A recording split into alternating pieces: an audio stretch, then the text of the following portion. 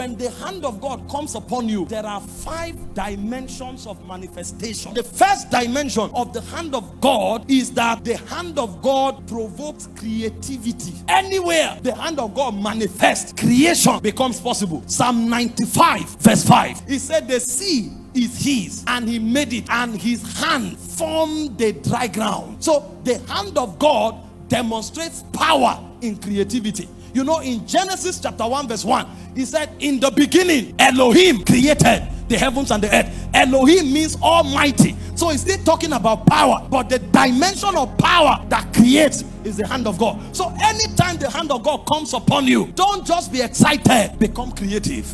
The second dimension of the hand of God is supernatural speed. 1 Kings 18 verse 46. And the hand of God was upon Elijah, and he outran the chariots of Ahab, even unto Jezreel. See, when we are talking the power of God, we are not just talking feelings. We are talking power that creates supernatural changes. You know what that means? The king represents status quo. That means the best of what can be obtained, he represents it. And his horses are the fastest. For the purpose of security, you never go to any land where anybody has a horse better than that of the king. But when the hand of God came upon Elijah, he outran the king and his chariots. That means if the hand of God comes upon your life, you will defy status quo. They told you civil servants can be wealthy, and then you now enter a frequency of speed. You receive salary for 2 years and you invest it in a business, and that business brings billions. And they ask you, how did you do it? It's supernatural speed. They told you, this ministry you are going into, until you are 15 years, you won't succeed. You are 1 year, and you start doing what those who are 20 in it can do. It is speed. Yes, it may take somebody else 20 years. Nobody says it won't take me 6 months. If the hand of God comes upon you, you can outrun the chariots of Ahab. The third thing about the hand of God is that the hand of God works wonders. If everything in your life is natural, you are a failure. If you can explain everything about your destiny, you are a failure. Ask those who change things. There are many things about their life that is supernatural, and that supernatural life is a function of the hand of God. Acts 4:29-30, when the disciples of Jesus were beaten, flogged, intimidated, and they were warned to stop preaching, they came to God and said, Lord, now behold they are threatening. Behold, they have paralyzed us with their threats. Behold it. They now say, grant unto thy servant all boldness that we may speak the word. How? They say, by stretching forth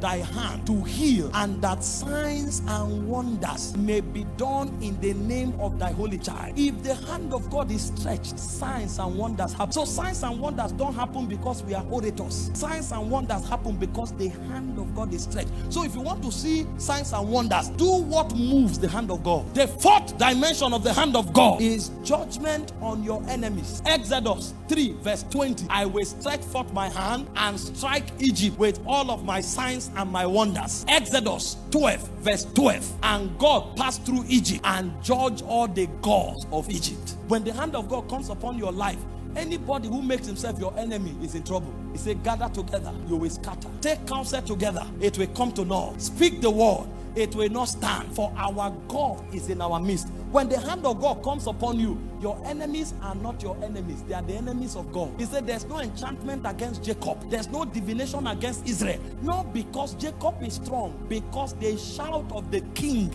is in the midst of them. He said though the enemy comes in, he said like a flood, the Spirit of God will lift up a standard. See, you don't know how the hand of God works. That's why you are having high blood pressure, because of your enemy. I've heard people threaten that I will die. I never prayed about it. I've heard people say all kinds of evil. We will fail. I don't pray about such things. You know why? If the hand of God is upon me, that's one of the way he works. You will be sleeping, God will be walking, because he is your defense. He has become your fortress. And the final thing the hand of God represents is terror. Terror, terror, terror. Hebrews 10:31. Terror. When the hand of God manifests, your enemies are paralyzed. It is a fearful thing to fall into the hands of the living God. It's a fearful thing. Deuteronomy 2 from verse 24 to 25. It says, rise ye up, take up thy journey, go beyond the river Arnon. Behold, I have given unto you Sihon the Amorite, king of Heshbon. Begin to contend with him in battle and possess the land. Why? He said, I have put my terror upon you. Your enemies are paralyzed before you show up. That's why even those gossiping you, when you pass, they begin to confess, because there's something the hand of God does to you. And David knew this. He said, though I walk through the valley of the shadow of death, I fear no evil, for thou art with me. For thou anointest my head with oil, my cup runneth over. He said, in the midst of my enemies I can prosper. See, you don't only prosper where your friends gather. When the hand of God is upon your life, your enemies can surround you. You will still prosper because of what is happening to you. I make bold to tell you tonight that everybody that ganged up against you, from tonight there'll be confusion in their camp. Thank you for watching this video. We trust you have been tremendously blessed. To get more messages by Apostle Michael Orokpo, kindly join our Telegram channel by following the link on your screen. Your life will never remain the same. God bless you.